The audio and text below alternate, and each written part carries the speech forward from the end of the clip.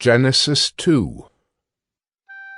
Thus the heavens and the earth were finished, and all the host of them.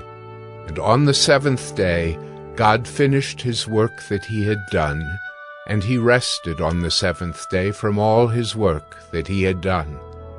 So God blessed the seventh day and made it holy, because on it God rested from all his work that he had done in creation. These are the generations of the heavens and the earth when they were created, in the day that the Lord God made the earth and the heavens. When no bush of the field was yet in the land, and no small plant of the field had yet sprung up, for the Lord God had not caused it to rain on the land, and there was no man to work the ground.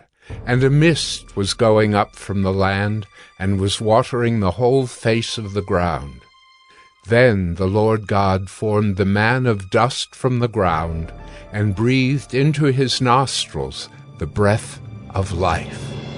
And the man became a living creature. And the Lord God planted a garden in Eden, in the east, and there he put the man whom he had formed.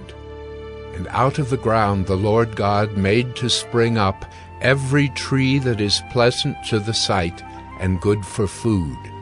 The tree of life was in the midst of the garden, and the tree of the knowledge of good and evil. A river flowed out of Eden to water the garden, and there it divided and became 4 rivers. The name of the first is the Pishon. It is the one that flowed around the whole land of Havilah, where there is gold. And the gold of that land is good.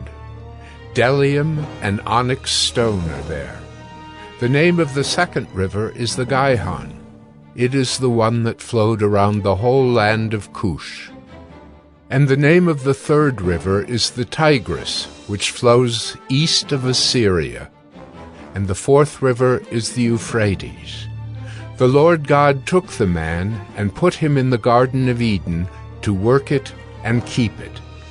And the Lord God commanded the man, saying, You may surely eat of every tree of the garden, but of the tree of the knowledge of good and evil you shall not eat, for in the day that you eat of it you shall surely die. Then the Lord God said, It is not good that the man should be alone. I will make him a helper fit for him. Now out of the ground the Lord God had formed every beast of the field and every bird of the heavens, and brought them to the man, to see what he would call them. And whatever the man called every living creature, that was its name. The man gave names to all livestock, and to the birds of the heavens, and to every beast of the field.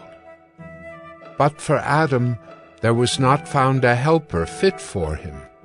So the Lord God caused a deep sleep to fall upon the man, and while he slept took one of his ribs and closed up its place with flesh.